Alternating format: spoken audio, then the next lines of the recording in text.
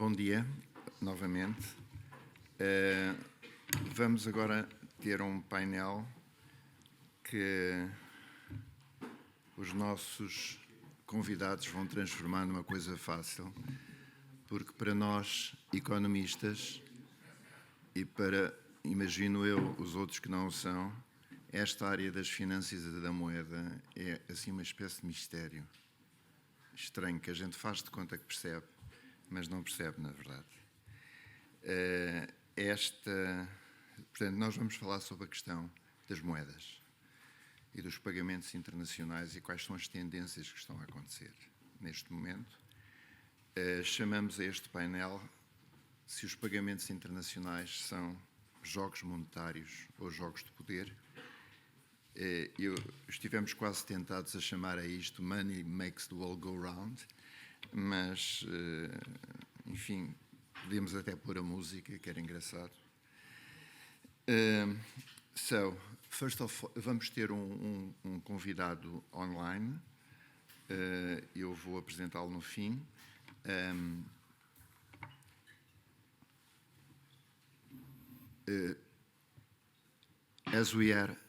Como vamos ter um convidado online, eu vou ter mesmo que passar para inglês, porque ele, apesar de ser chileno, é o diretor da Escola de Políticas Públicas da London School of Economics e não sei se irá compreender o meu português. Peço desculpa. So, Andrés Velasco, I believe you are listening or not yet? Sorry? Not yet, ok. Então vou continuar em português. Quando entrar, avisa-me, Pedro. Nada melhor do que abrir o jogo. Andrew Cheng é presidente do Georgetown, separado, Institute of Open and Advanced Studies, na cidade de Penang, na Malásia, na Wawasan University.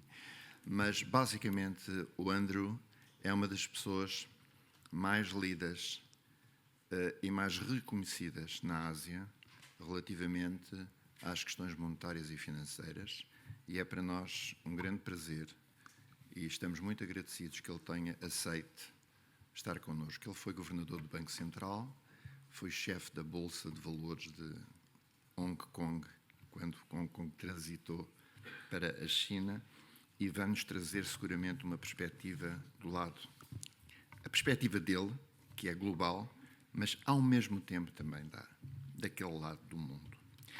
Cristina Casalinho é membro não executivo do Conselho de Administração da Fundação Carlos de Gulbenkian. Eu tenho que começar por aqui porque estamos na casa. Foi até há muito pouco tempo a gestora da nossa dívida pública. Portanto, está claramente, digamos, como se costuma dizer, com a mão na massa. Muito obrigado, Cristina Casalinha, por ter aceito o convite. O José de Matos é atualmente consultor da administração do Banco de Portugal, mas, enfim, já foi presidente da Caixa Geral de Depósitos, já foi vice-governador do Banco de Portugal e é mais uma das pessoas também que está com a mão na massa, salve seja. Salve seja. Muito obrigado por ter aceito. E, por fim, a Joana Petis, que é subdiretora do Diário Notícias e é diretora executiva do Dinheiro Vivo, que é uma das publicações que trata deste tipo de questões. E como ela é jornalista, e os jornalistas são obrigados a contar o número de caracteres com espaços, eu pedi à Joana para ela fazer também o favor de conduzir o nosso painel desta manhã. Portanto, muito obrigado a todos. E, Joana, passo-te a palavra. Obrigado. Muito obrigada, Fernando. Bom dia a todos. Temos aqui um excelente painel precisamente para falar destes jogos monetários ou de poder nos pagamentos internacionais. De facto, é o dinheiro que faz o mundo andar à volta. E de vez em quando há aqui umas questões de tensão. Eu vou começar por fazer uma pergunta que agradecia que os três à vez respondessem e depois fazemos algumas outras perguntas. Depois também o público terá a oportunidade de participar nesta nossa conversa. E começo por si, Andrew. A regulação dos pagamentos internacionais é uma questão que tem estado em debate constante. Tem tido muitos avanços e recuos, tem tido muitas tensões, sobretudo. Tudo isto acontece mais por razões económicas, de facto, e de segurança, de tentar proteger o valor da moeda, ou são mais jogos de poder?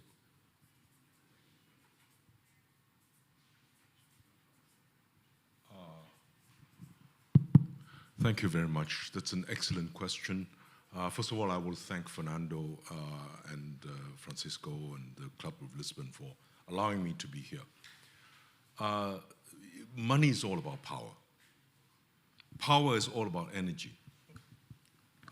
As you know, we cannot separate money from power because prior to 1500, empires rose and fall based upon their ability to print money. Rome was a very good example. When Rome cannot pay Carthage, they just conquer Carthage. Portugal is very crucial because you invented this maritime power to reach out to the rest of the world for trade and started what was then called colonial capitalism.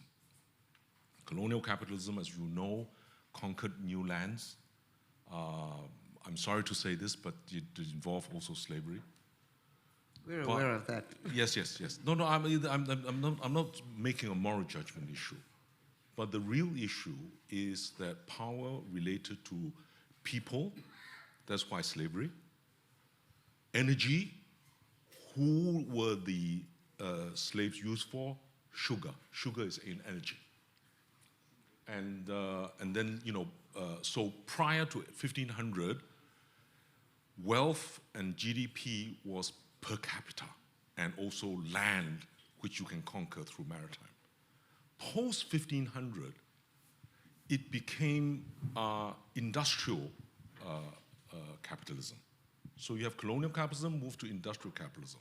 Industrial capitalism is actually fossil fuel capitalism. Britain basically, used the coal to conquer, right? So it Uberized, turbocharged the old colonial capitalism. And then Britain, unfortunately, exhausted itself through two world wars. America in 1870, at GDP, the same size of British Empire, not only built an industrial capitalism, built on the early stages of British financial capitalism, and then turbocharged that. And today, the American dollar accounts for roughly 50% of world invoice payments, 40% of trade payments, 60% of foreign exchange reserves, and 80% of emerging market debt. So money is power. So everyone that came around just added something and created more value or Uberized what was going on. But now it's a different paradigm. It's a world where everyone is fighting for the same power, not adding. You see, this is the problem. What is wealth? Wealth is, if you read Eric Beinhocker on the origin of wealth, it's basically very simple: sex, money, and status. Okay, sex for reproduction, money, basically wealth, and status is hierarchy. And this is why number one versus number two, number three, etc. The problem with the old wealth is that it's physical wealth. But today's wealth, monetary wealth, is virtual wealth. And that's why we've moved from financial capitalism to basically digital capitalism. Whoever controls the digital space creates so-called wealth. Unfortunately, this is related to climate change. Because the more virtual wealth you create, the more you destroy physical wealth. Because physical wealth, once you destroy the planet in terms of mineral resources, fossil fuel, carbon pollution, chemical pollution, your physical wealth actually declines. And your financial wealth is infinite. You can print it. And today, digital wealth this is why you now have $2.5 trillion worth of Bitcoin and Ethereum. Because if the central banks can print money, you know, the Bitcoin guys can also print money. And so we're now in a very difficult position. But it's immaterial. It is material because the more virtual wealth that is being created, the more we destroy the planet. And the virtual wealth is very unequal. During the pandemic, central bankers created $7 trillion, okay, of QE. 4 trillion increased the wealth of the 1%. How fair is that? You know, the situation is unsustainable. And I think so people do not realize that the whole problem of money, energy, food, inequality is one whole problem. And you know, this is why it's very important for central bankers now to stand up. You cannot continue to print money with no consequences. Populism is a consequence of QE after, you know, the global financial crisis of 2008. É verdade, Cristina, que os bancos centrais têm esta necessidade de controlar isto que está a acontecer na digitalização do dinheiro, no fundo, que é imaterial, não há quem controle, e, portanto, cria-se aqui estes desequilíbrios de que o Andrew nos falava. Bom dia. Está a funcionar. Bom dia a todos e muito obrigada pelo convite. Sim, os bancos centrais têm necessidade de controlar o sistema, porque o que nós vemos é que o sistema, quando nós estamos, se calhar antes de responder à pergunta da Joana, quando nós falamos os pagamentos internacionais são de facto um elemento fundamental no sistema financeiro, e às vezes é um aspecto do setor financeiro ou do sistema financeiro, mais concretamente, que nós negligenciamos. Negligenciamos porque às vezes não nos apercebemos da sua centralidade. Quando nós fazemos um pagamento, ou seja, quando nós fazemos qualquer transação, procedemos ao pagamento propriamente dito, à transferência do dinheiro ou do valor, mas simultaneamente temos a confirmação de que essa transferência foi realmente feita. E o que acontece é que isto são dois momentos separados e que nós normalmente, como tradicionalmente não fazemos muitas transações internacionais, essa diferença entre fazer transações domesticamente e internacionalmente, às vezes não sentimos, não experimentamos as dificuldades que são de fazer pagamentos internacionais. Quando nós falamos em globalização, muitas vezes esquecemos que ela, apesar de termos avançado imenso na globalização, e nas transações internacionais, há ainda aspectos, designadamente na área financeira, concretamente na lógica de pagamentos internacionais, que são modelos que, na realidade, são de há 3, 4 séculos atrás.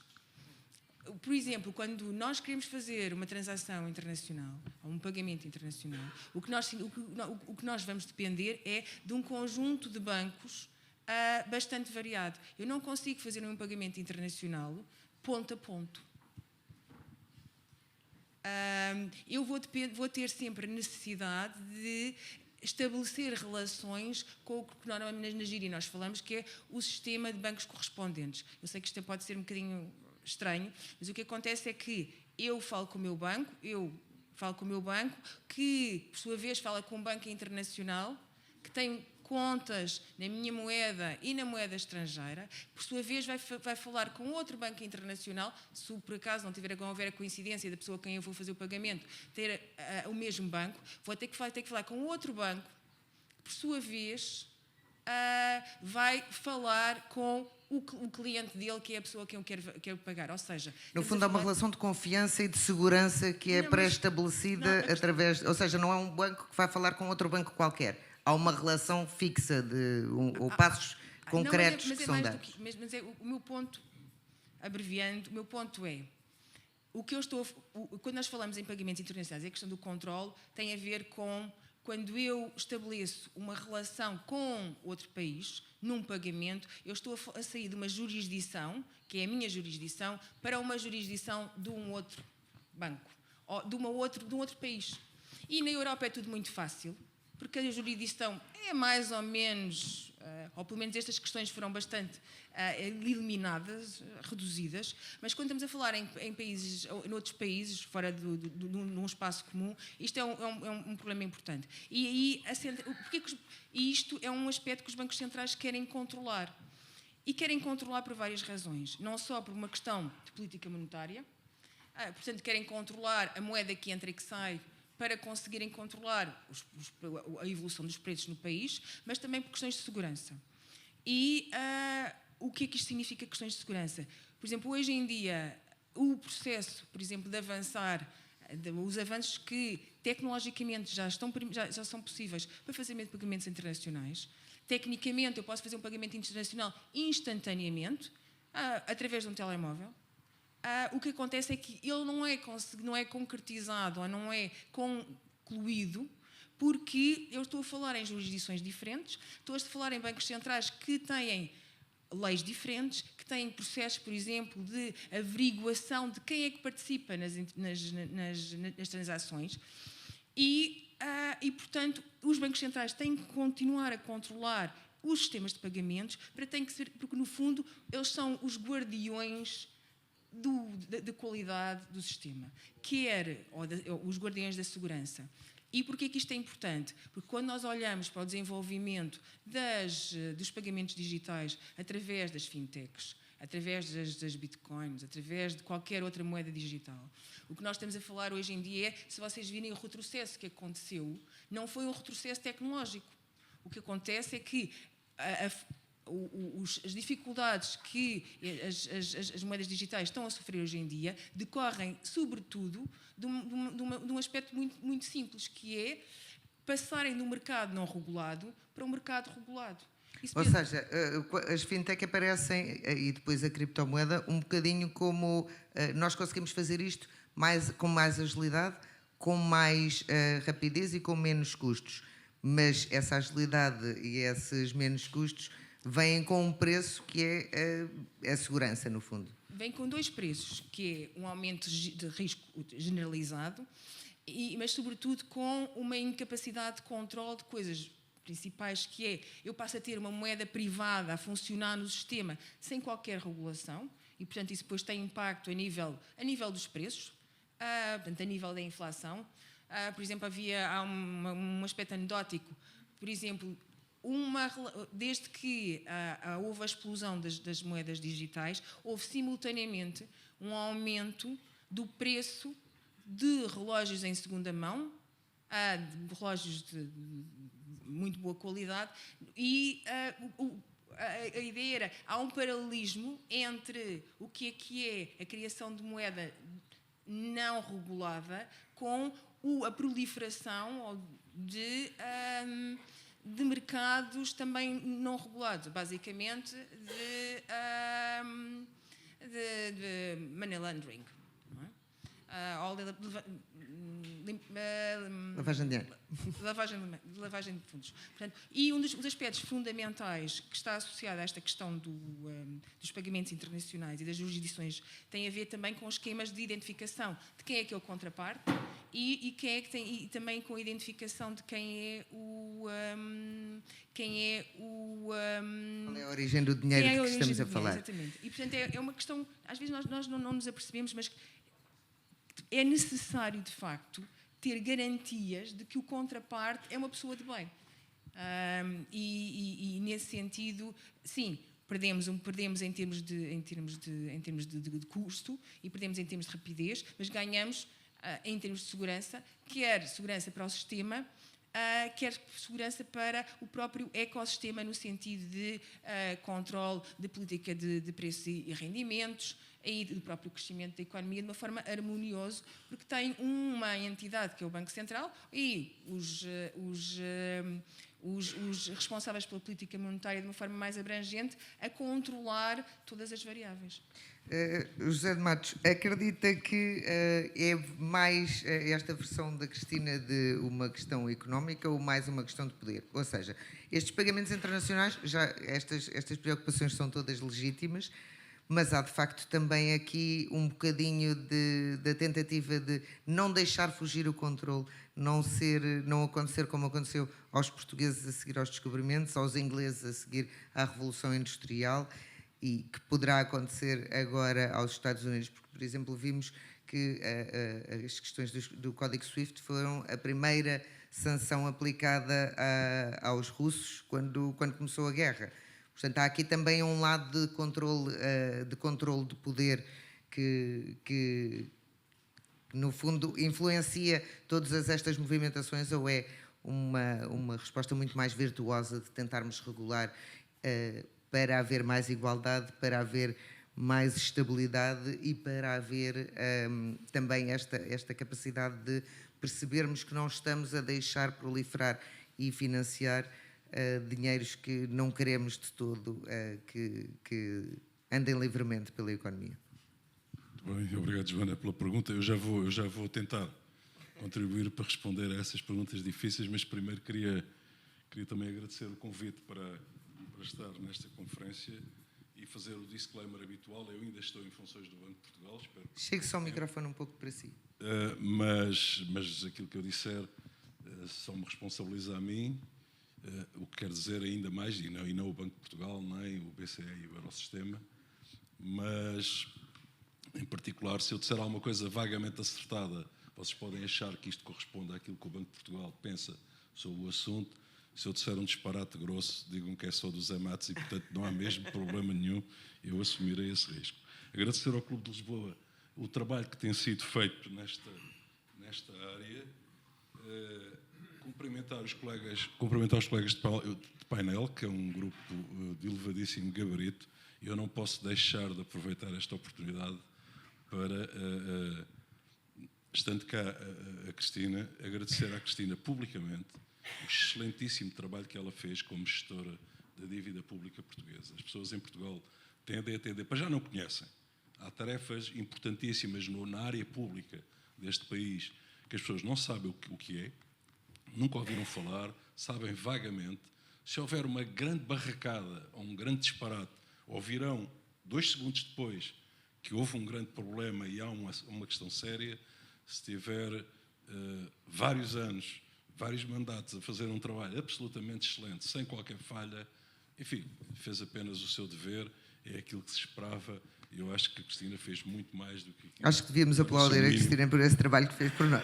A Cristina fez um excelente trabalho como gestora da dívida pública. É merecido, é merecido. Desculpe, Cristina. Queria agradecer também a esta conferência 2 coisas. Por um lado, eu não conhecia a conferência antes e tenho aprendido muito naquilo que têm sido os outros debates. Nós, da área financeira, às vezes andamos um bocadinho fechados e absortos lá nas nossas coisas e de facto, a temática desta conferência é tão rica, tão atual e tão completa, e a qualidade dos debates que eu tenho ouvido tem sido muito interessante e tenho aprendido muito. E aprendi outra coisa que não tem a ver com isto, que tem a ver com a assistência. Eu tinha alguma dúvida se haveria muita gente para assistir a estas coisas, e de facto é reconfortante ver que há muita gente interessada no país em assistir a este género de debates, e em particular que há muita gente nova interessada em ouvir estes debates e participar nestes debates. Eu saio desta conferência muito mais tranquilo quanto à consciência cívica e pública daquilo que são os temas importantes com que nós nos vamos defrontar. E relativamente à questão que me pôs, eu estava a ouvir a Cristina a falar e pensei, bom, nós vamos falar aqui hoje, este colóquio é sobre pagamentos, vamos discutir créditos documentários, porque basicamente aquilo que a Cristina estava a falar inicialmente são créditos documentários que, se eu não estou enganado, é uma coisa que os banqueiros italianos devem ter inventado e assento completamente lá para o século XV, ou assim, uma coisa para como é que se tratam pagamentos internacionais quando as empresas não se conhecem, não sabem avaliar o seu respectivo risco e precisam de fazer chegar dinheiro a alguém para pagar bens e serviços que compraram, geralmente bens, porque serviços não se transacionava muito nessa altura. E esta lógica, digamos, destes pagamentos de que se fala no título desta conferência, ser sobre as operações de pagamentos e do sistema de pagamentos, enfim, não era para aí que eu estava muito virado. Acho que tudo aquilo que foi dito é muito importante. Nós ainda vivemos muito do que é a banca de correspondentes pelo mundo inteiro. O sistema funciona, já estou a falar, lá temos o tempo mediático e da atenção mediática e daquilo que verdadeiramente funciona. A quantidade enorme de transações que se passam neste mundo passam-se através de liquidações na área dentro da Europa, liquidadas entre um sistema de pagamentos transnacional que foi criado com o euro e que tem sido muito bem sucedido, e os pagamentos internacionais que funcionam pondo em contacto sistemas nacionais de liquidações que precisam de mecanismos de mensagens, como é o caso do SWIFT, de que já falou. Mas isso não interessa muito. O instrumento de ser SWIFT ou ser outra coisa qualquer não é muito relevante. O que é relevante é que a moeda quase toda que existe no mundo já é há muito tempo uma moeda quase toda digital. São depósitos, bits, bytes, seja lá o que for, nos passivos dos vários bancos do mundo inteiro.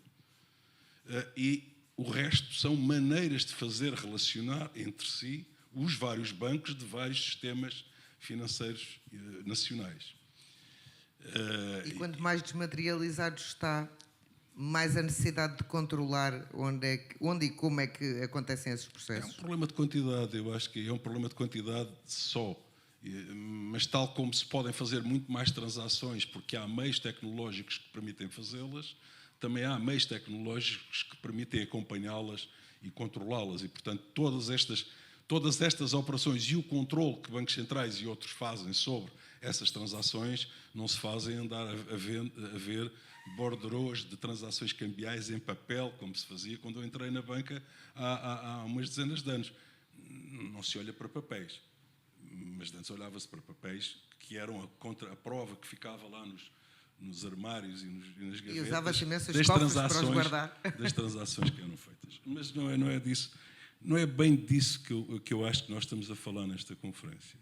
Porque aí estamos a falar do sistema de pagamentos, de como nós fazemos chegar moeda de uns a outros em resultado de transações, sejam elas transações legais, normais, como são 99% das transações que acontecem no mundo, ou até as transações ilegais de financiamento do terrorismo e de branqueamento de capitais, que também passam por esse sistema e que tem que ser controlado. Não é bem esse lado que é relevante, ou pelo menos não era para esse que eu estava a olhar quando vim para esta conferência, porque isso é o lado operacional da coisa. Isso mais ou menos está a funcionar e está a funcionar muito bem. Pensava que nós estávamos a falar da outra coisa de que não falámos até agora. Nós transferimos moeda, pagamos em moeda, mas que moeda? E aí, quando nós estamos a fazer transações internacionais, estamos a falar de fazer transferir dólares, quase só dólares, um bocadinho também de euros, desde há um tempo, um bocadinho de ienes, mais do que renminbis, ao contrário do que se calhar é o comum da percepção das pessoas, é de que o renminbi está a crescer muito e é mais importante que o iene, mas não, o iene penso que ainda é mais importante nesta altura como moeda internacional, mas aí estamos a falar de se eu tenho as escalas de valor mais ou menos presentes, o dólar é uma coisa que anda na casa dos 60% desta coisa toda, o euro anda na casa dos 20%, todas as outras moedas juntas, as que são transacionáveis internacionalmente e que são muito poucas, são os outros 20%. E são, em particular, iene e um bom bocado agora, recentemente, mas estamos a falar sempre de valores muito pequenos, o renminbi. Isto para tentar qualificar um bocadinho a coisa do que estamos a falar. Relativamente à SWIFT e ao facto de ter havido sanções, que é já para ligar um bocadinho com algumas coisas um bocadinho mais atuais, o SWIFT e todos esses outros aspectos que permitem fazer funcionar um sistema de pagamentos moderno são, basicamente, em condições normais, são aquilo que os economistas chamam uma global public good, quer dizer, é um bem público global, ninguém pensa naquilo, toda a gente usa diariamente, mas pronto, está lá. Está lá. É como Mas tem um valor. É como ter polícia na rua, a gente não se preocupa com isso, acho que vamos na rua e ninguém nos vai agredir. Mesmo que não se veja polícia nenhuma, a gente sabe que pode aparecer polícia se alguém me agredir e, portanto, vou tranquilo na rua e outros bens públicos que podem acontecer. O SWIFT, desse ponto de vista, é um sistema de mensagens apenas, nem sequer transfere dinheiro, se eu não estou enganado, apenas transfere mensagens, e é uma coisa recente, é para aí dos anos 70, verdadeiramente a sério. Transfere mensagens entre os participantes no sistema para certificar que quem está a mandar o dinheiro é aquele e não o outro, que as coisas são certas, enfim, todos esses aspectos práticos. Portanto, é uma infraestrutura de mercado, é uma infraestrutura do sistema de pagamentos internacional. E em condições normais, é isso que é uma global public good, e os Estados Unidos, ou a Europa, ou todos os países que estão a impor restrições, sanções à Rússia em matéria de pagamentos, e fizeram as restrições, não para todos os bancos, que eu tenho ideia, não foi para todos, já foi para mais uns quantos, mas ainda há exceções. É tal a importância desse public good a funcionar que é preciso que algumas exceções... É preciso uma porta de escape. Ainda assim, tem um valor.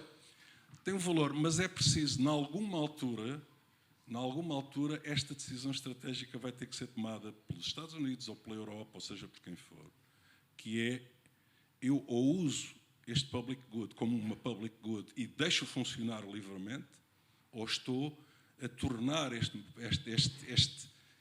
instrumento um instrumento de guerra. E, portanto, no curto prazo, não há grande alternativa, e por isso é que se vem outra vez a ligar a questão de se isto é um fator económico ou é mais uma guerra de poder, como estava na sua pergunta original. No curto prazo, é possível que os aspectos... Há aqui uma questão de prazos para responder à sua pergunta. No muito curto prazo, os aspectos políticos provavelmente podem sobrepor-se e, se calhar, têm de se sobrepor a todos os outros critérios. No longo prazo, é muito difícil ter um sistema estável a funcionar que não se baseie numa racionalidade económica razoável para suportar todos esses sistemas. So, Andrew, I'm sorry if you can't understand everything we're saying. We'll try to speak a little more pausely. But I don't know if you understood what José was saying. Do you think that without common rules, the whole system could be in danger? I mean, if we've seen how the fintechs try to go around the rules, but they eventually are pulled into the system, and now we have crypto, and we're following it's following the same steps. It came as a rogue agent, but now it's being slowly pulled into the regulation. So is regulation fundamental in order to keep our payment system working and safe for everyone?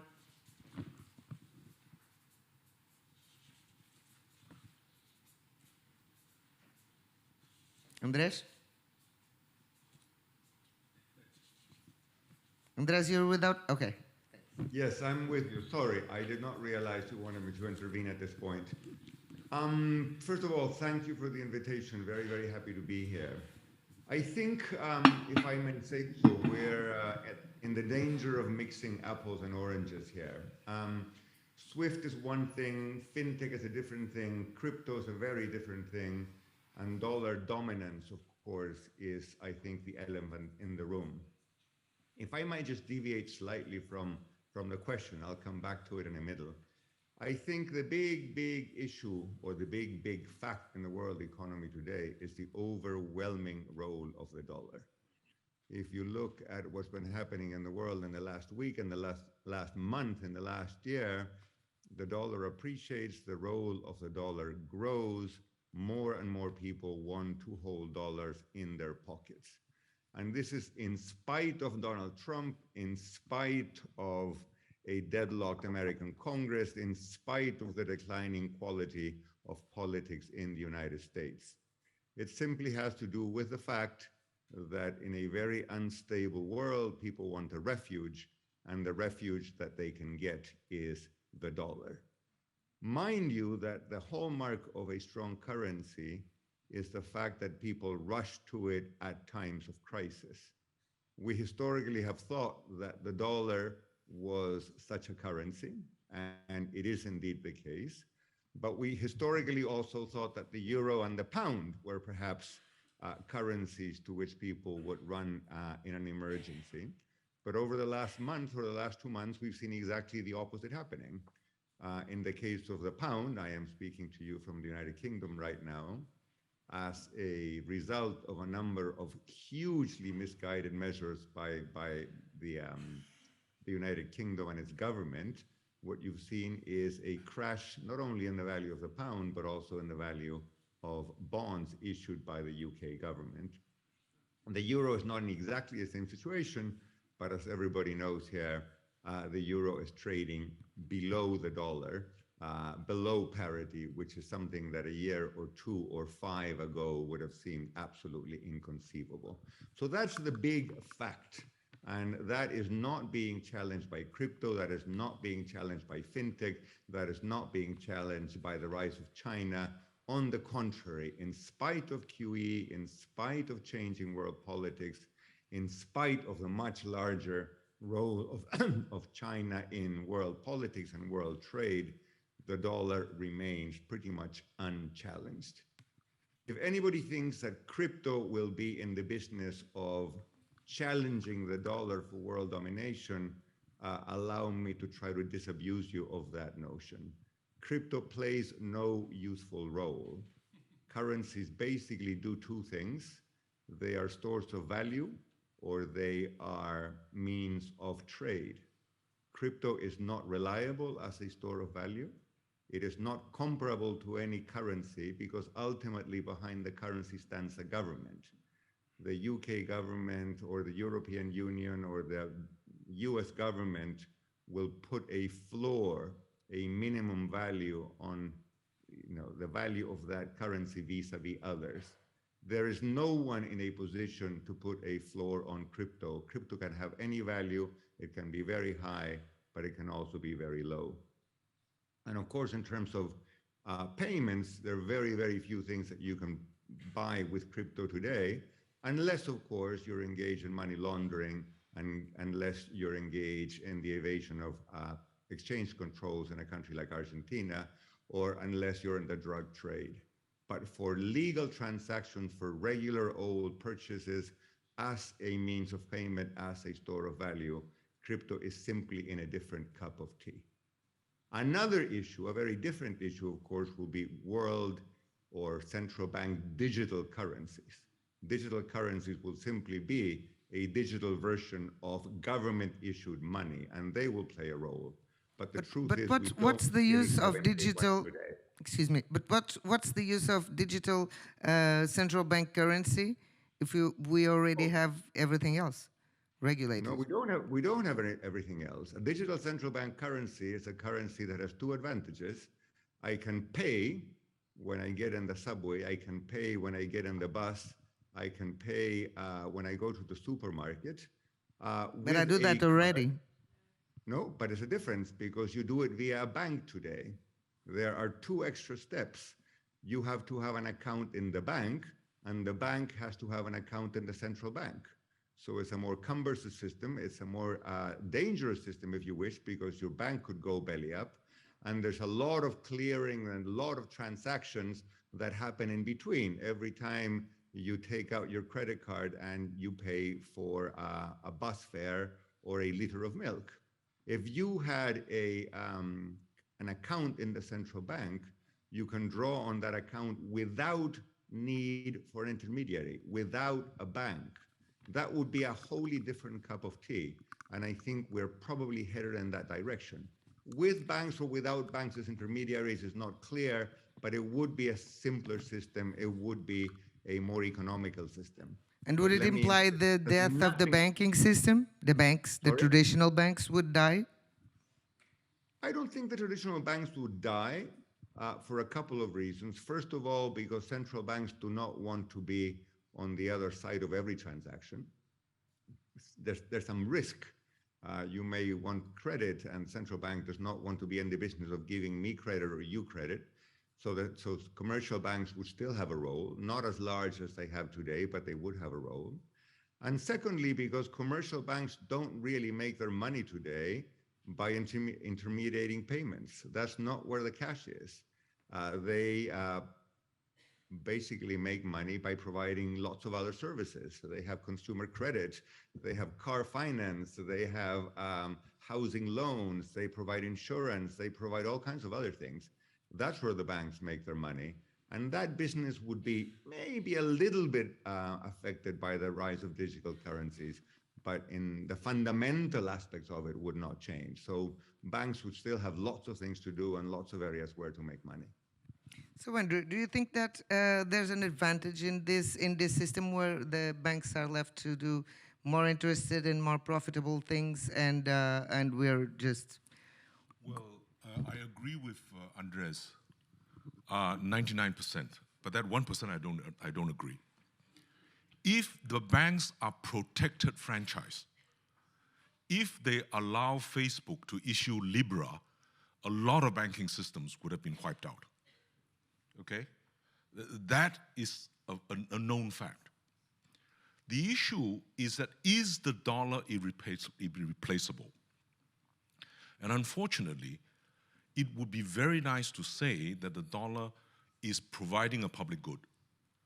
Because, you know, what happened with Afghanistan Central Bank? That through a war that they did not choose, through a departure that they were not warned of, maybe some people knew about this, they suddenly lost $4 billion of their reserves when, you know, hundreds of thousands or maybe millions are starving. And suddenly you realize, is the holding of this piece of paper a store of value? Okay? Now, there's a real problem of demonizing the small people. Do you realize that international transactions, and this is the BIS statistic, international transactions between the poor and the poor is 7% of the value?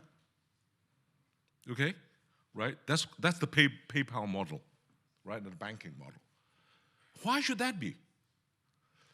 You know, why is it that the central bank must know everything about the payments when they never cared about what was happening in the transactions on the cash basis? In emerging markets, informal economy is somewhere between 15% to 50% of the transactions. So central banks actually have a very important fiduciary role, which unfortunately they have begun to forget, that they have to provide a public good for the masses, right? Now, the current system, Andres, you know this, is an RTGS system. It's a gross system. After the global financial crisis, emerging markets, the poor countries, have to increase their reserves by $6 trillion, 7 trillion actually, right? In order to hold more dollars, because if they don't have a gross amount for every single payment at near zero interest rates, so the poor at the moment are subsidizing the rich. And this system is unsustainable, right? The United States, in providing this global public good, now owes the rest of the world net $18 trillion. That's 78% of US GDP. During the Asian financial crisis, the crisis countries that got into trouble was negative 50% of GDP. The only reason the United States can do this is because it is the reserve currency issuer. Now, when the dollar becomes strong, the world is becoming tightened. So it is my dollar, your problem. But unfortunately, if the dollar continues to strengthen, it is a US dollar problem. I mean, it's a US government problem also, because it cannot be sustained. And the reason why the US dollar is strong up until now is because you invest in the US dollar, the stock market goes up, the real estate goes up, the bond price goes up, because the interest rates were going towards zero. Now that the Fed is raising interest rates, the ROE on holding US dollar assets will be negative even as the currency value appreciates. And so now, half the people in the world who are the surplus countries are realizing, I have destroyed my health, polluted my environment for a piece of paper which can be either confiscated or paid back by another piece of paper. Is that a fair system? Right? So the political economy of the dollar is now becoming very big problematic. And that is why you notice, I'm not just saying Russia, because even the Chinese are waking up. If they start sanctioning the renminbi, half the world's trade would be frozen, or assets will be down. Why do they have to do everything through gross? Why can't they net transactions? Why can't they do CBDC transactions that completely ignores the dollar, right? And if that happens, if people switch out of the dollar, the monopoly of the dollar will disappear. At that point of time, all hell will break loose in the world. I'm not asking for it. I am just pointing out the trends that are unsustainable. Because we're too dependent on the dollar and the dollar security, Yes. dollar safety. Yeah. Cristina, devíamos, tendo em conta este risco, devíamos estar a pensar neste problema e a pensar em maneiras, e pode a moeda digital dos bancos centrais ser uma alternativa e criar aqui de alguma maneira um escape para esta demasiada dependência, vamos chamar-lhe assim, do dólar no sistema financeiro. Porque, no fundo, estamos a dizer, não é o dinheiro que faz o mundo andar à volta, é o dólar, não é? Sim, pode. Esta questão já está a ser de alguma forma resolvida, ou há sinais de evolução. O Andrew há bocado referiu a questão dos números do BIS, e o BIS tem vindo a desenvolver um trabalho importante no sentido de favorecer o desenvolvimento de moedas digitais dos bancos centrais, mas também favorecer possibilidade, áreas de pagamentos ou de liquidações eficientes. E, por exemplo, há três projetos do BIS relacionados com moedas centrais. O BIS é o Banco de Pagamentos Internacionais, portanto é o Banco Central dos Bancos Centrais, o Banco dos Bancos Centrais, e a ideia é,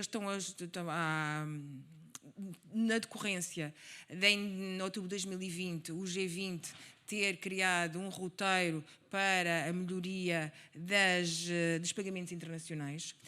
O BIS, portanto, o Banco de Pagamentos Internacionais, corporizou esta intenção do G20 através criou vários centros de inovação, e nesses centros de inovação têm vindo a ser desenvolvidos mecanismos associados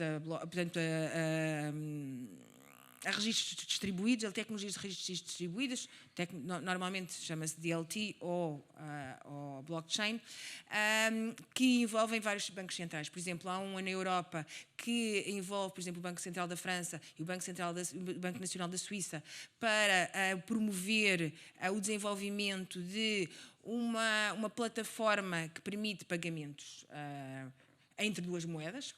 A mesma coisa acontece, por exemplo, em Hong Kong, num centro de excelência que também está de inovação, também está a ser desenvolvido um sistema de pagamento, um esquema utilizando esta metodologia ou estas tecnologias para também favorecer pagamentos internacionais. E há outro que envolve, por exemplo, a Malásia, a Singapura, a Austrália e a África do Sul, também para possibilidade de pagamentos internacionais. E o que é que eu enfatizei, sobretudo este último, que envolve quer a Austrália, quer a África do Sul, quer Singapura, quer a Malásia. E depois porquê? Porque o que nós estamos a ver é que este problema foi identificado, a questão da inclusão financeira e a questão dos pagamentos, por exemplo, o próprio BIS diz que nas liquidações ou nos pagamentos internacionais, os pobres, e estamos a falar sobretudo em remessas de imigrantes, têm um acréscimo de custo de 6,4% do valor da transação. Portanto, os intermediários financeiros no processo retêm do valor 6,4%, portanto é um valor significativo. E o que acontece é que o problema está a ser resolvido, tentado resolver de uma forma regional. Sobretudo na Ásia, há já projetos com grande sucesso a nível de pagamentos internacionais entre a Malásia e Singapura, que vai ser estendido, por exemplo, à Índia e à Tailândia. E este é mais abrangente, o Dunbar, que é este projeto que envolve estes vários países, envolvem países de uma região geográfica maior. Portanto, o que eu quero dizer com isto é que não vamos, o que se vê é não vai haver uma solução tipo Big Bang, global, totalmente abrangente, que sirva a todos.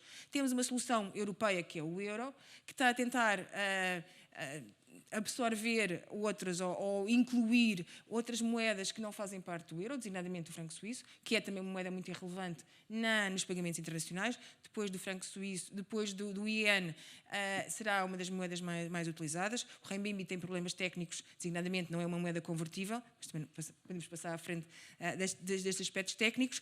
E temos este movimento que envolve estas mais regiões, um número maior de países e regiões mais diversas, mas sobretudo o interesse que há na questão de é um problema, vai ser resolvido de uma forma primeiro faseada e sobretudo tem um grande objetivo, que é a questão de não deixar ninguém de fora. E o deixar ninguém de fora, só para ligar um bocadinho ao que o Andrew disse há pouco, quando a moeda dominante é uma moeda física, qualquer pessoa pode mais ou menos ter acesso a ela, há circulação. E, portanto, mesmo uma pessoa mais pobre, de alguma forma, tem acesso a notas bancárias, portanto, a dinheiro físico. Se nós passarmos para um mundo digital, o problema da inclusão passa a ser um problema muito mais significativo. E o grande movimento que está a acontecer é a utilização, se nós pensarmos, por exemplo, nos desenvolvimentos a nível da África, ou e a África nesse aspecto tem sido absolutamente pioneiro e tem feito trabalho incrível na inclusão e na utilização de meios digitais. Por exemplo, o facto de eu posso fazer pagamentos pura e simplesmente através do meu telemóvel, usando como proxy a minha conta bancária. E isto tira os bancos da equação, só que levanta outros problemas que nós não falámos aqui, que é quem é que tem controle dos meus dados. E nós passamos a ter o sistema financeiro. Vamos ter, por exemplo, estas empresas de telecomunicação que funcionam como bancos, só que elas, por exemplo, não têm o mesmo nível de exigência a nível da proteção de dados. Não são reguladas como bancos, a nível exatamente. da proteção de dados, como, por exemplo, os bancos são. Portanto, quando nós falamos, temos que pensar um bocadinho, é que quando nós evoluímos de modelo físico, de moeda física, e entramos no modelo digital, temos um problema acrescido, que é, no modelo físico, há total anonimidade das transações. Eu posso eliminar qualquer tipo de rastro da transação. Com a moeda digital é extremamente complicada. É claro que há modelos que tentam trazer a anonimidade para o processo, designadamente a tokenização, mas no fim eu vou conseguir sempre identificar, há sempre um ponto de ligação no sistema. O que, por um lado, para controle da corrupção é bom. Será? José Matos, quais são as suas principais preocupações nestas alterações e no poder que o dólar tem ainda nos nossos pagamentos internacionais? Bom, eu acho que nós temos uma coisa boa nestas discussões, é que isto, se me permitem a opinião, é uma anarquia total. A nossa discussão sobre este tema, quase por natureza das coisas, é totalmente anárquica. Eu não usei nenhuma das perguntas que tinha preparado. Mas é anárquica. Dá razão. Mas é anárquica exatamente porque a nossa percepção mais simplista destas coisas é um bocadinho anárquica. Vamos lá ver se eu pelo menos, vou tentar não ser tão anárquico, pelo menos nos comentários que vou fazer, comentários que já foram feitos. Primeiro, eu não tenho estado envolvido nas questões do Central Banking Digital Currency, do Banco de Portugal. Há uma equipa de gente que está a trabalhar nisto e está a trabalhar com o BCE e com o Eurosistema nesta matéria. Eu vejo-os entusiasmadíssimos, excitadíssimos até com a questão. Enfim, aqui eu não estou a representar o Banco de Portugal neste aspecto, acho que estão um bocadinho excitados demais com a questão, se quiserem a minha opinião. Acho que não é tão importante como isso. Há imensas maneiras de fazer inclusão.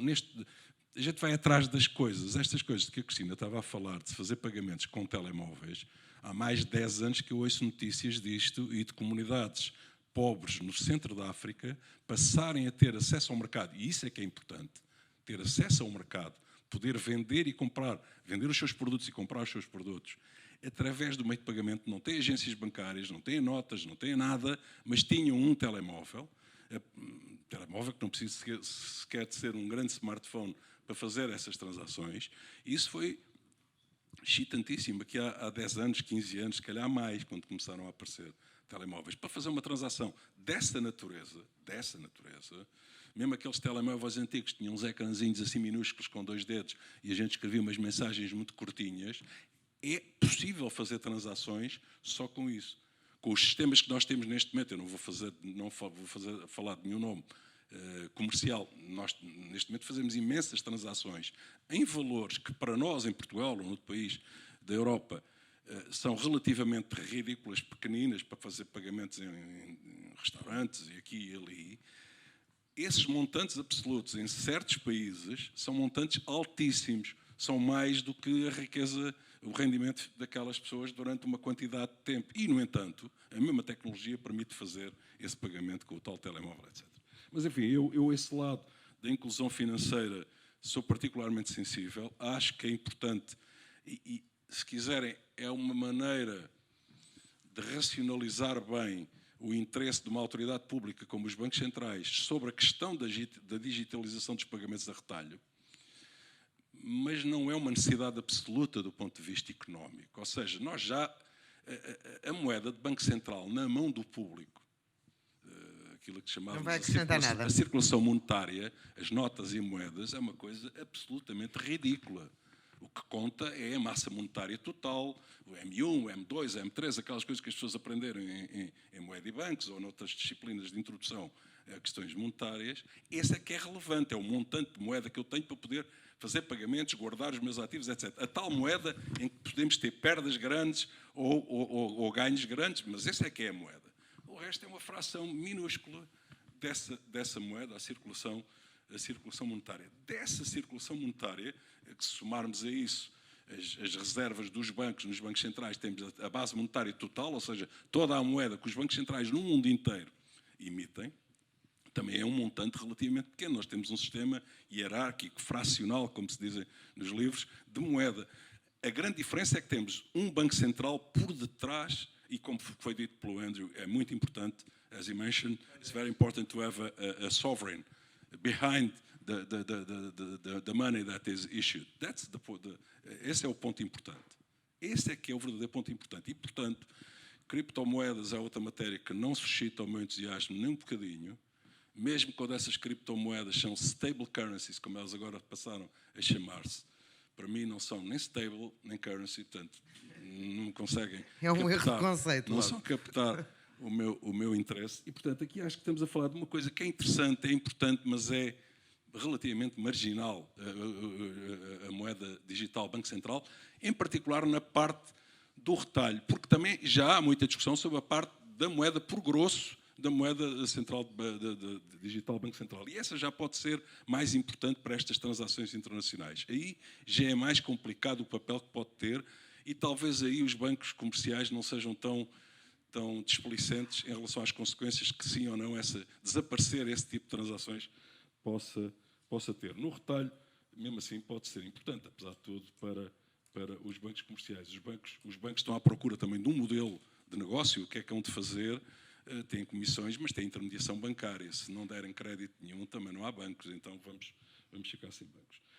Noutro domínio completamente diferente, onde foram feitos aqui comentários, onde eu acho que é importante, por exemplo, o facto de haver um nível relativamente elevado de reservas internacionais em certos países, e em particular nos países asiáticos, na sequência da crise asiática dos anos 90. Os nossos amigos dos países asiáticos fizeram muitíssimo bem aquilo que não fizeram os países da América Latina. E o Andrew saberá isso melhor que ninguém. Ou seja, os países da América Latina, muitos deles tiveram crises de balança de pagamentos sem ter nenhuma linha de defesa em matéria de reservas e, portanto, ficaram completamente nas mãos do Fundo Monetário Internacional e das instituições financeiras internacionais. Logo, foram os famosos empréstimos ao México, 16 bilhões. Na altura, acho que foi 16 bilhões essa operação primeira com o México. E depois ainda houve umas operações de apoio dos credores comerciais e tal. Estamos a falar de valores que eram altíssimos, impensáveis naquela altura, quando essas coisas começaram. E, no entanto, a coisa funcionou, mas era ao fundo. Não havia outro recurso senão ir ao Fundo Monetário. Na altura, penso eu, a América Latina percebeu e passou também a ter um colchão de reserva, uma proteção, a sua própria primeira linha de reserva, de defesa, com um nível de reservas mais alto. Todos os países adotaram isso.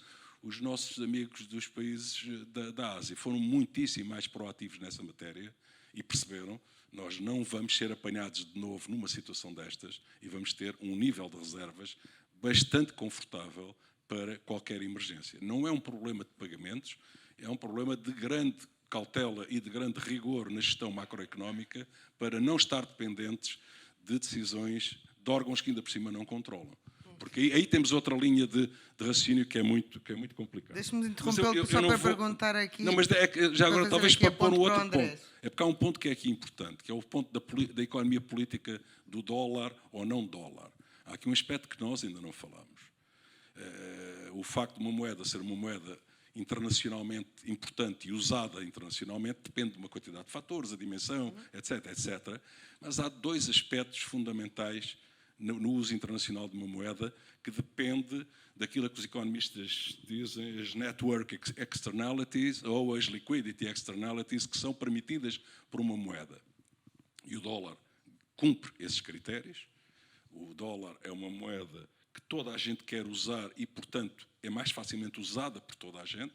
É como ter telemóveis. Se toda a gente usar telemóveis, a gente quer usar telemóveis porque os outros também usam. Portanto, podemos beneficiar do facto das pessoas usarem telemóveis. São network externalities, como se diz.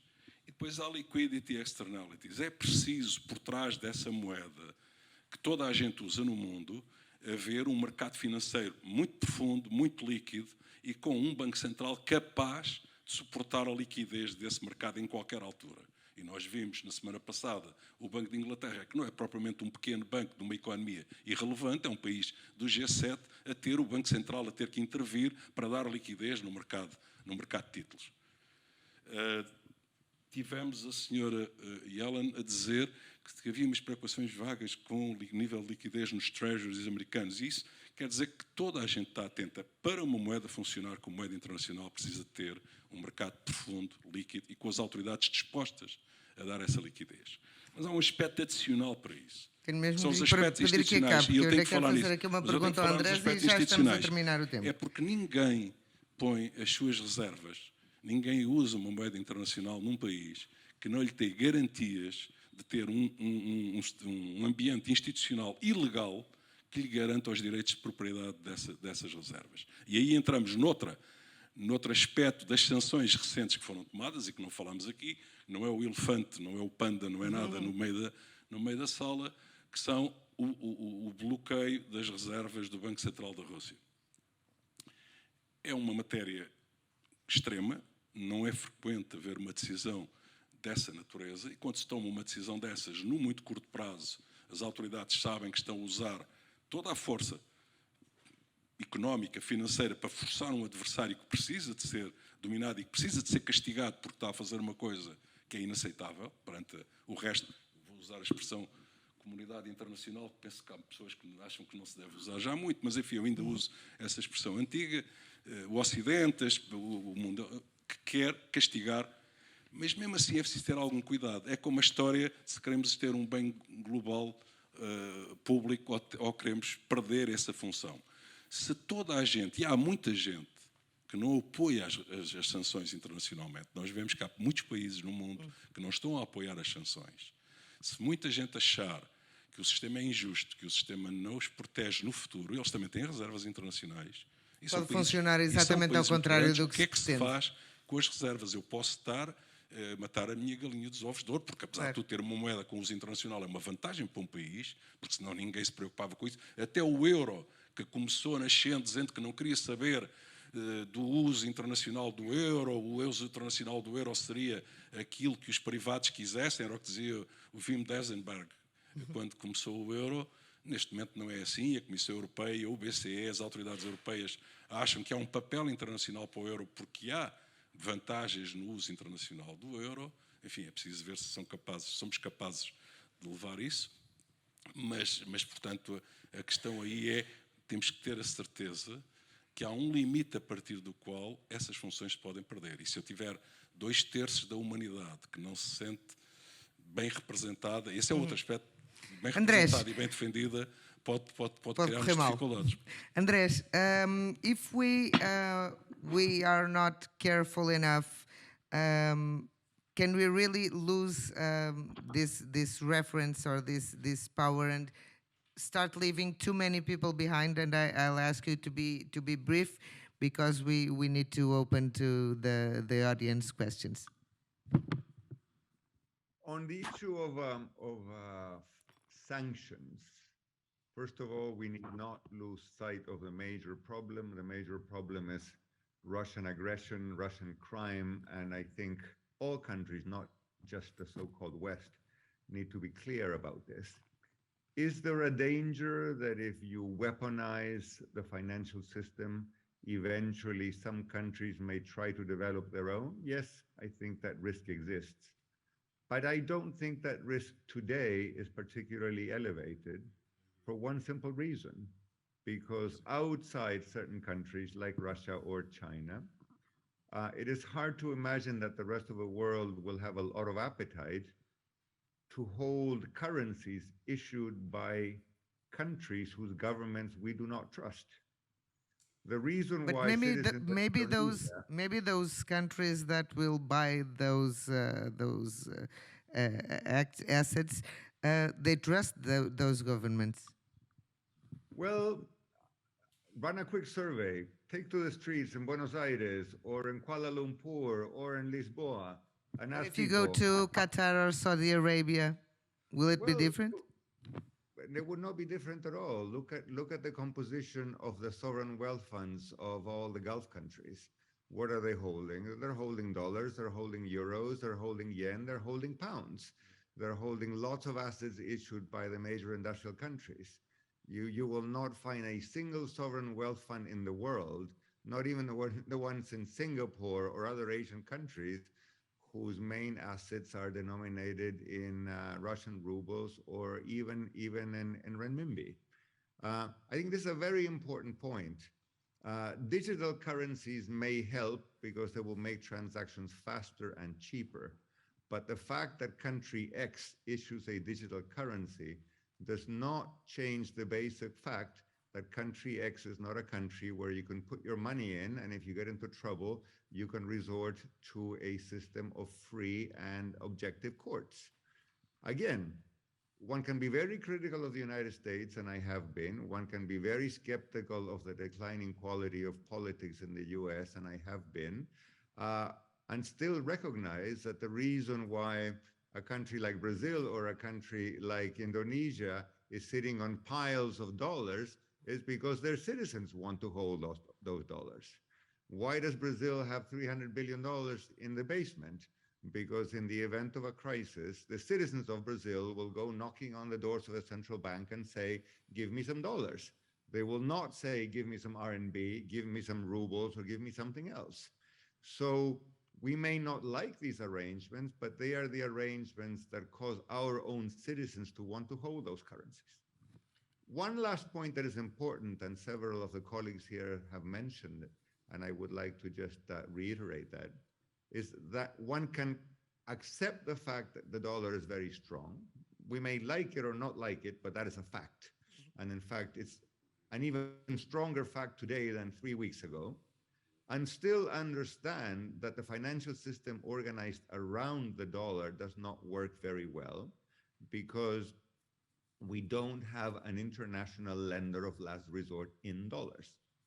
If you live in the United States and you have your money in an American bank and that bank gets into trouble, there's a liquidity problem, or if you have any kind of other dollar asset which suffers a liquidity problem, it's pretty likely that the Federal Reserve will be the lender of last resort to that market, just as the Bank of England was the lender of last resort to the gilt market in the UK over the last 2 weeks.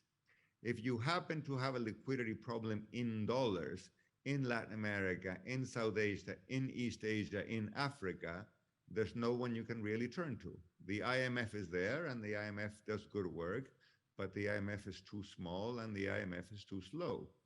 And I think, let me leave you with this thought, in the next 6 months, in the next year, the name of the game, the main item of discussion will not be digital currencies, will not be crypto. The name of the game will be how many countries in the emerging market world and in the developing country space will have a shortage of dollars and therefore will stop paying their debts or go to the IMF or both. That's exactly what's coming. And I think that's at least in my case, what keeps me up at night. That's what we all should be looking at. Eu agora vou abrir a discussão à sala e peço a quem tenha perguntas, se tiverem perguntas para o Andrés, por favor priorizem essas, porque o Andrés tem mesmo impertrivelmente de sair às 1:55. Se alguém tem perguntas, está ali alguém atrás, por favor.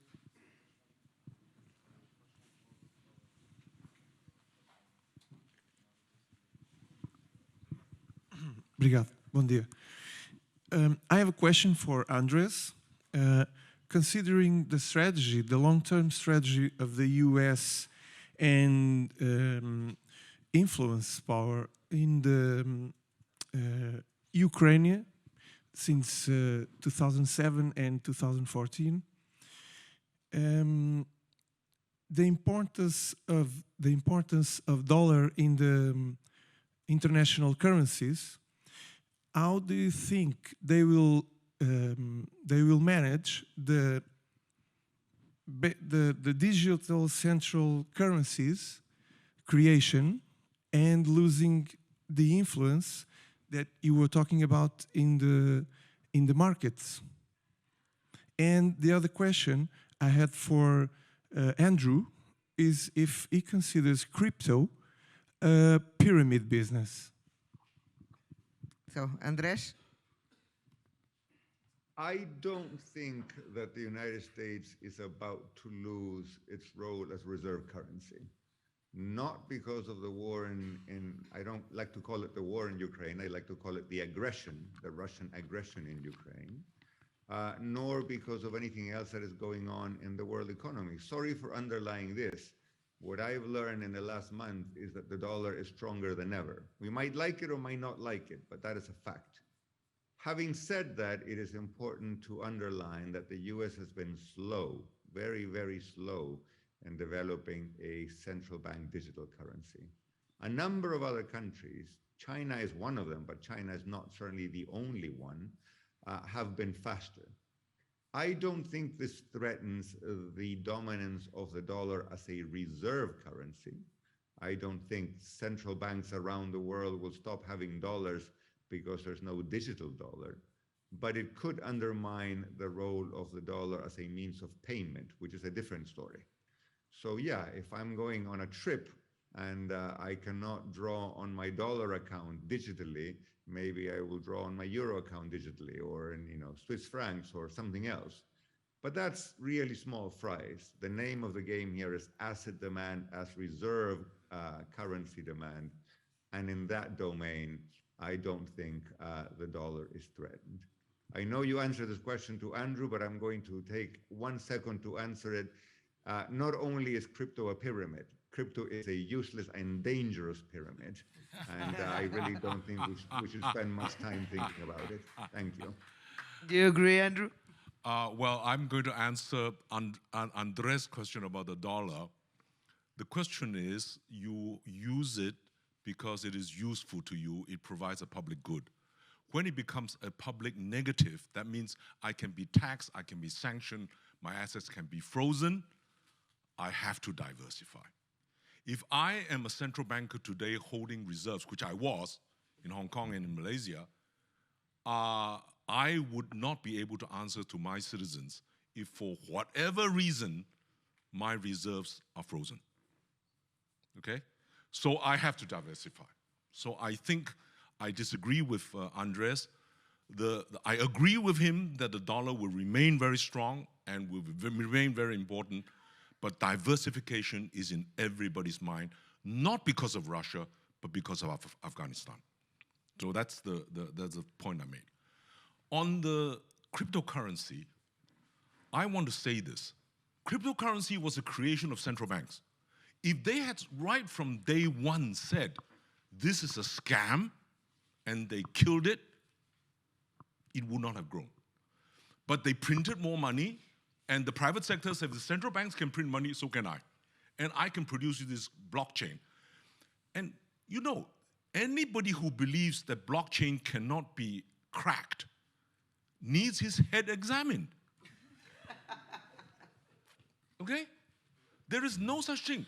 The history of human being is that when you invent a 10-foot wall, somebody will invent an 11-foot ladder. So to tell the world, please trust me, but I became convinced about crypto when I was, visiting the refugee camp in Jordan. And I looked at the refugee, the Syrian refugee, and I said, could he carry dollars running away from Syria? And the answer, he would be robbed. Could he carry gold? He will be robbed. The only thing he can carry is cryptocurrency with the password in his head. And between leaving Aleppo to go to, let's say, Italy, his cryptocurrency would have increased in value during that period. Okay? What that tells me is that for every positive, there is a negative. And that the cryptocurrency now is here to stay, whether you like it or not, because central banks have let the Pandora out of the box. The only problem now within that Pandora, who will be the #1 cryptocurrency? Now, it may very well be that if the CBDC is extremely successful, the CBDC will be the replacement for cryptocurrency. But as long as there is crime in the world, as long as there is war, as long as there are migrants and refugees, cryptocurrency will be here to stay. I'm sorry to say this. As a former central banker, I do not like them. As a former central banker, I would say that day one, close them down. But they didn't. They said, this is innovation, this is wonderful. And then now the Pandora is out of the box. I'll stop there. Há aqui mais perguntas na frente, por favor. E há ali outra no meio. Ainda temos tempo. Hello. First, I would like to preface that after hearing this conversation, I feel like I work for the evil side. So I build AML processes for crypto companies, and I've been working with fintechs for the past 6 years. Some of them that are supplanting the role of central banks, mainly in the UK, like TransferWise.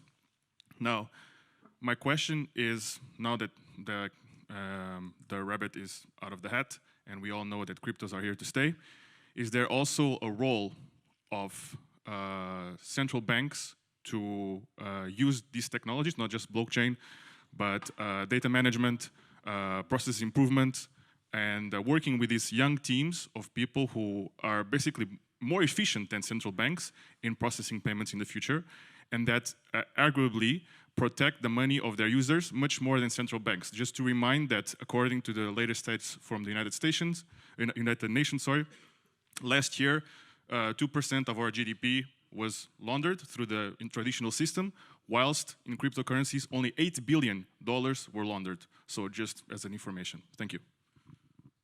Can I intervene Andrew? on this one? I want to make a very fundamental point using a very real example.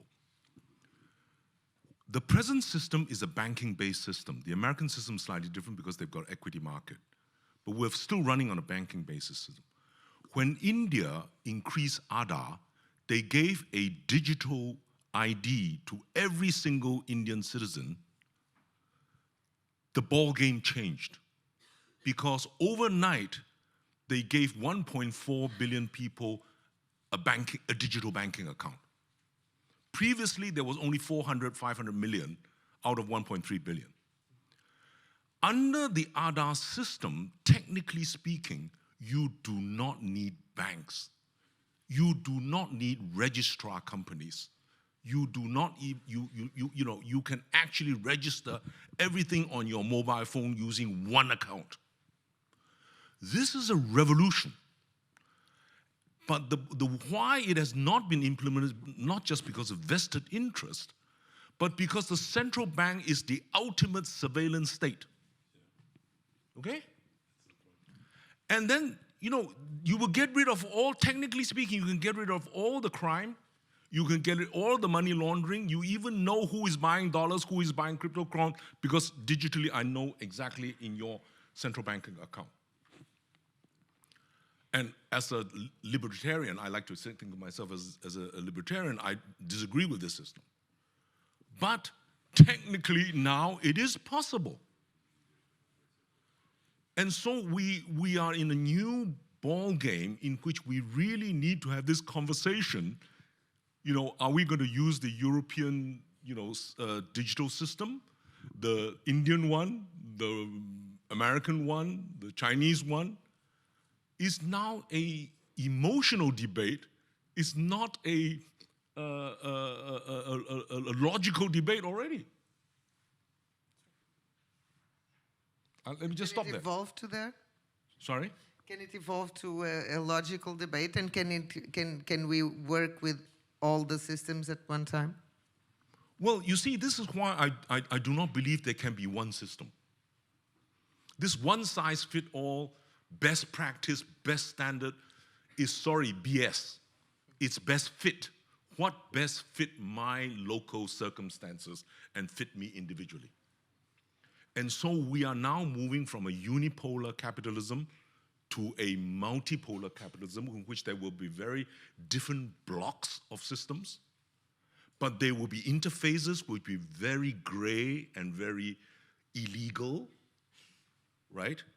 People tend to forget, out of the existing system, $10 trillion, that's underestimate OECD numbers, recent data, is hidden in tax-free centers as money laundering. Completely legal according to legal action, but actually morally completely bad, right?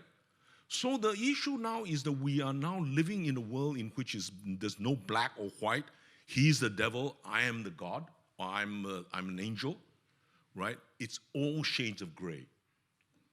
And therefore, the digital side only exposes the underlying morality of humanity, which we have forgotten, since Immanuel Kant, when we said, that I think, therefore I am, therefore I can split the mind from the body. And, we cannot. We now need to realize that even if I disagree with you, I still have to live with you because we are on the same planet. Can I come in and add something? I want to go back to the very interesting question that the gentleman from the floor just asked and say that, no, I don't think that you've been working for the evil empire, but I think there are some evil empires out there and we have to differentiate who is who.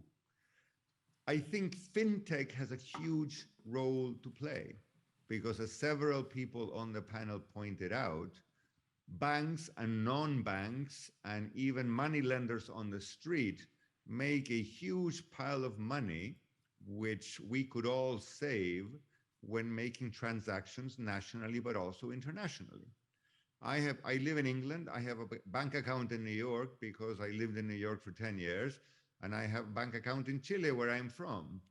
My bank charges me $0 to send $100 to the UK, but charges me $30 to send $100 to Chile, right? So clearly there's a lot of gain to be had if very able, very creative young people use technology to save everybody in the world the $30 transfer fee. I could not agree more, and if that is what you're working on, all the power to you. However, that has nothing to do with cryptocurrency. Nothing, zero, zilch. You can achieve that simply by using technology. Blockchain is one technology, but it's not the only one. And so that, the large banks will not make money off people like you and me. But that can be done in dollars, that can be done in euros, that can be done in British pounds and in Brazilian reais. Pick your favorite currency. It does not have to be done in crypto. Crypto is a different cup of tea. And so if the gain is to be had by using technology to make life cheaper and simpler for human beings, that is a great thing. The evil empire bit comes in when somebody says, oh, you want my services, you want a cheaper transaction, you have to do it in Bitcoin. And they stick through the side of the transaction something that is unnecessary, something that is unwieldy, and something that is potentially dangerous. So the first half is great. The second half of evil, I say we stick with the first half.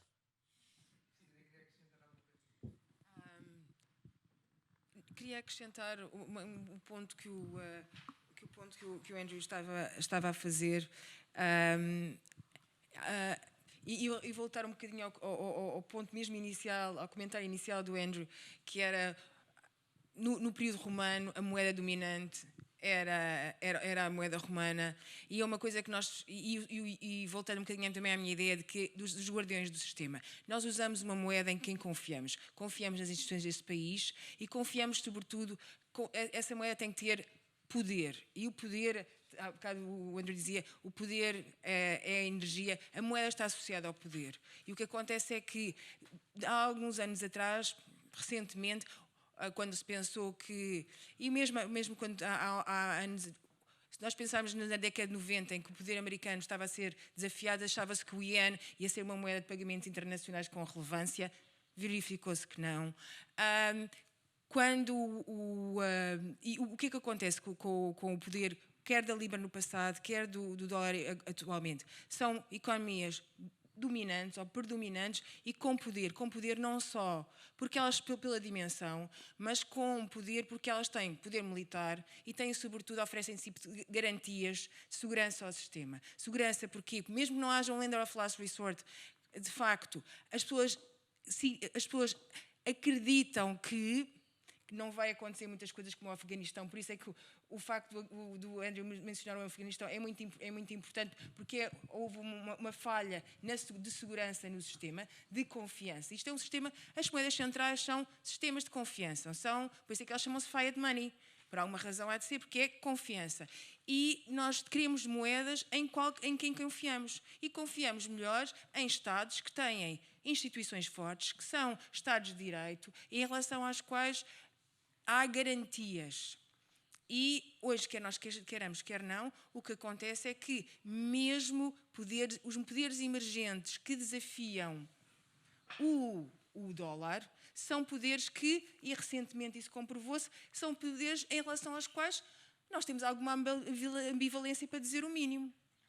Portanto, não podemos pensar que é verdade, o digital vai ser importante, não vamos poder escapá-los. É verdade que a tecnologia vai ajudar a trazer uma maior transparência, menores custos, etc. Mas, sobretudo, vamos continuar a fazer transações nas moedas em quem confiamos. E as moedas em quem confiamos são Estados de Direito, sistemas políticos em relação aos quais nós sentimos garantias de que o nosso dinheiro está preservado, que a propriedade é preservada. E quando não é preservada a nível central, de qualquer maneira, nós temos esquemas que podemos desafiar quando os poderes são demasiado intrusivos.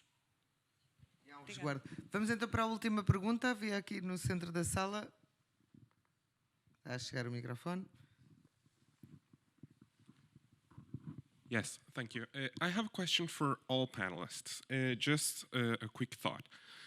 When the US announced the end of the gold standard in 1971, they basically just scammed the whole world into accepting the dollar, right? We can all agree on that. So if we are now having a discussion about which digital currency should we use to facilitate trade, wouldn't it be nice to have that discussion multilaterally? Andres, do you want to start just because he has another call? Well, first of all, I don't think the U.S. scammed the world. The U.S. scammed holders of dollars. And nonetheless, people still want to hold the dollar. So the first thing I would say is we have to ask ourselves why it is that even though the U.S. dollar is not convertible to gold, people still want to use it. People are not compelled to use it. People are not forced to use it. And even though we cannot get we cannot get gold in exchange for dollars, billions of people around the world want to use it. That doesn't seem to me like a scam. I might not like it, but a scam, it certainly is not. Secondly, I don't think we're having a discussion on digital currencies because digital currencies are the sovereign decision of local central banks. And I think lots of governments will issue their own digital currencies, much the same way that lots of countries issue their non-digital currencies, and let the best currency win. We will see which one of those currencies people in Burkina Faso and people in Canada and people in New Zealand and people in Tanzania or people in Uruguay want to hold. I have seen nothing about the world that leads me to believe that citizens in the countries that I just mentioned, or any other country for that matter, will rush to hold the digital currency of any country other than the US, maybe the EU, and maybe under very limited circumstances, China. And even, the use of the Chinese currency remains under great doubt for the reasons that I mentioned earlier. Because if I buy assets denominated in RMB and they are in China, they don't have to be, but if they are in China, first of all, I'm not sure I can get them out. Secondly, if somebody scams me, I cannot go to a free court of law. And as a result, citizens all over the world will have second thoughts about that. And under current arrangements, 10 years from now, 20 years from now, things could be very different. Under current arrangements, the institutions backing those currencies, digital or otherwise, do not elicit the trust of citizens, unless they happen to be the EU, Japan, the UK, most of the time, not all the time, the US, and a couple of other countries. Again, that is not about to change anytime soon. Certainly, crypto is not going to change that at all. On the contrary, crypto has been so volatile, crypto has been so unstable, and crypto has been so non-transparent that many people are giving the old greenback a second look. Having said that, I'm afraid I have to join another call. So again, thank you very much for the invite. And I hope Andres, thank you so much. Thank you so much for joining us. José de Matos, quer comentar? Esta pergunta é uma pergunta, não sei se ainda cá está a pessoa que fez a pergunta, está?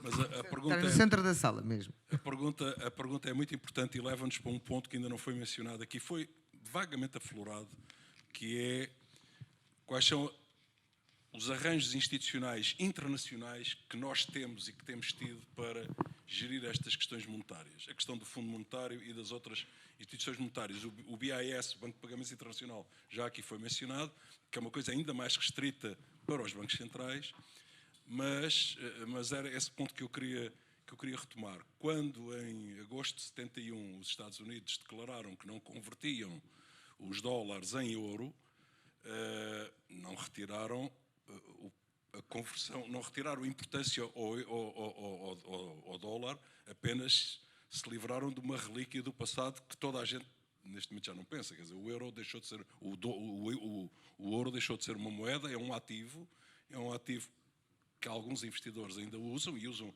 importante, mas não é uma moeda. E só o ouro detido pelos bancos centrais é que era tratado como moeda, o resto é ouro industrial, está na mão dos particulares para fazer o que quiserem muito bem com ouro.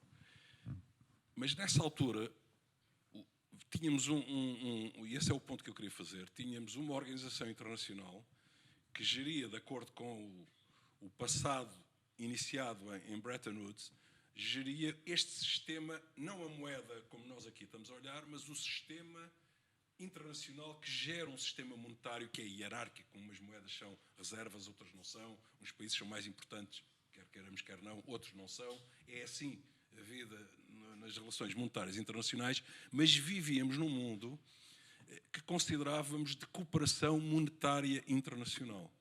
Os países tinham até 71 um sistema de câmbios fixos ajustáveis e ajustavam quando tinham uma crise de balança de pagamentos levada da breca. Os ingleses tiveram em 67, tiveram depois.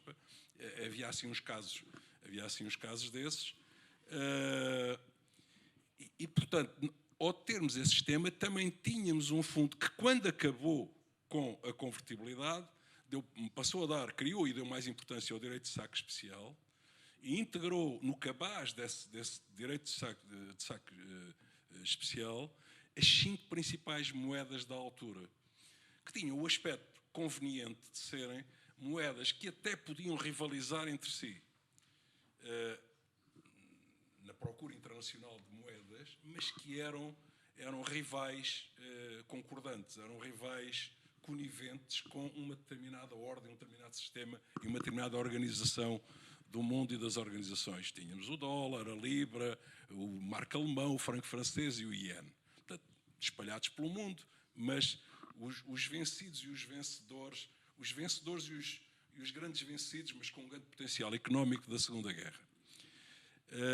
E este sistema funcionou até bastante tarde. Quando nós falamos agora nos jornais, de vez em quando vemos notícias sobre o Plaza Agreement. O Plaza Agreement foi uma reunião do G5.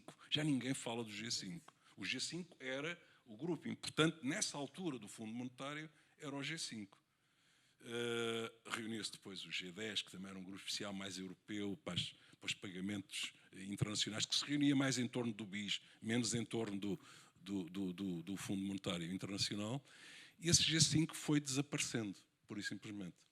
O G5 foi desaparecendo, o G7 passou a ter mais desenvolvimento, mas mais tarde, e este processo depois da queda do Muro de Berlim e da entrada dos países ex-comunistas no Fundo Monetário Internacional, temos uma reorganização brutal na organização, no funcionamento e até uma pressão muito grande para alterar a governance do Fundo Monetário Internacional. E é quando nós temos, naquilo que é meu ver, isto é uma visão pessoal, temos a coisa mais próxima de uma certa representação mais equitativa do mundo numa organização financeira internacional e uma gestão, se quiser, vou usar a palavra entre aspas, mais democrática do mundo na gerir. Foi quando tivemos simultaneamente alterações na governance do fundo e a criação e o funcionamento do G20. Nós, neste momento, hoje, precisamente hoje, temos uma Assembleia Geral do Fundo a correr daqui a umas horas e o ambiente vai ser muito complicado comparado com o que era há um ano, há 2 anos. À tarde reúne-se o IMFC, o International Financial Monetary Committee, que se vai reunir, que é o órgão relevante para definições de política do Fundo Monetário, para além da Assembleia Geral, que basicamente não decide grandes coisas, e esta IMFC vai lá ter a Rússia sentada, vai lá ter a China.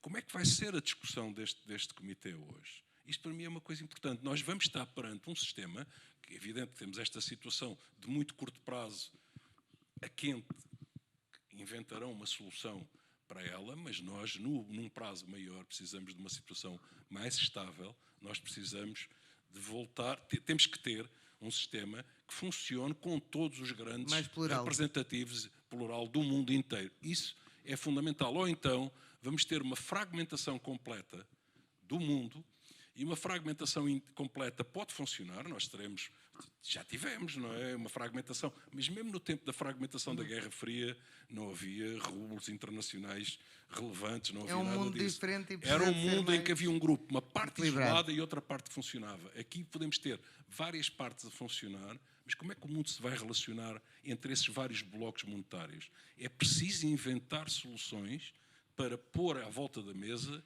esses grupos e fazer funcionar um sistema internacional com algum multilateralismo e com algum domínio das regras internacionais. So, Andrew, 1 minute, and then Christina, 1 minute. Yeah, please. I want to go back to Andres' point that the dollar will remain strong. This is a power problem because who wants the dollar to be strong? The rich want it to be strong. Who is supporting a strong dollar? It is the rich class, not just the Americans, but all in the emerging markets who want their money and put it in some place where they will be rich. The poor, which is more than 60% of the world, couldn't care less whether the dollar is strong or weak. The issue is when you are rich, if you have a sense of morality, you recycle your money back into the poor so that everybody has a chance to become rich.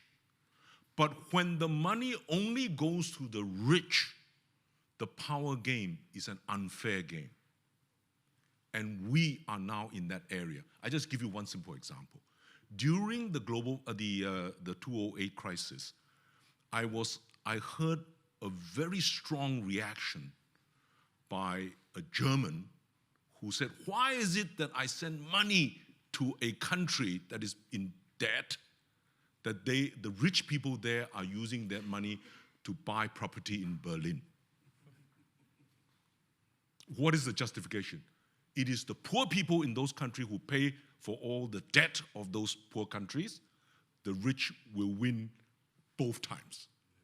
And that cannot be sustainable politically. That's the only point I want to make about the money, okay? Whether it's dollar or else, it really ultimately is a hierarchical power game. Cristina? Comentário muito breve, tem a ver com a questão do multilateralismo, mas também com questões operacionais. Por exemplo, o dólar tem a prevalência que tem por causa dos mercados financeiros, e de outra maneira seria um exemplo, quando o Zé de Matos estava há pouco a falar na questão do SDR, dos direitos de saque especiais, não sei há quantos anos, quando foi a discussão da introdução do renminbi. No renminbi foi 2014, sim. Eu acho que aprovaram a aprovação em 2015 e eles entraram no início de 2016. Eu não estava diretamente envolvido, mas acho que... Por aí. O que acontece é que, por exemplo, no caso português, só para dar um exemplo de que as coisas podem ser... Há coisas práticas que têm implicações depois nas grandes discussões. Portugal tinha um empréstimo do FMI nessa altura.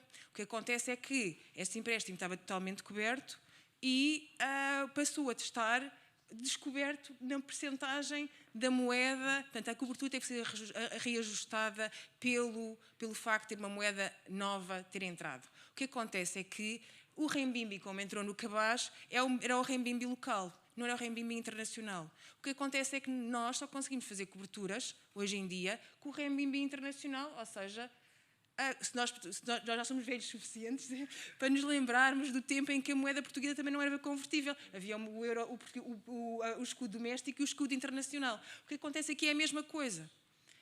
E, portanto, a questão de... O multilateralismo também tem que ser, é possível, mas tem que haver vontade dos próprios Estados em abrirem as suas economias para tornarem esse multilateralismo possível. Porque enquanto as moedas, haver algumas moedas, e eu até percebo que em alguns mercados emergentes é fundamental, e nós vimos o crucial que foi a reintrodução de controles de capitais na gestão de algumas crises em países emergentes. Mas outros países, não podemos pensar que a moeda deles vai ser uma moeda de circulação ou de aceitação generalizada internacional se eles não criam mecanismos para tornar essa aceitação internacional possível. E, portanto, não permitem desenvolvimento de mercados financeiros associados a essa moeda. Portanto, de alguma forma, quer nós queiramos, quer não, apesar de tudo, os Estados Unidos, a Inglaterra, o Reino Unido, a Europa, põem o que nós dizemos um bocadinho de skin in the game. Tomam um bocadinho de risco no processo. É verdade que com benefícios próprios, gigantescos, mas eles também, de alguma forma, proporcionam o ecossistema da criação de um bem público global. A questão do Andrew levava-nos para muitas horas. Muito obrigada aos três, obrigada José de Matos, Cristina, Andrew, thank you so much. Vou passar já um pouco atrasada, mas só 10 minutos. Eu escrevo sempre um bocadinho a mais, sabe, Fernando?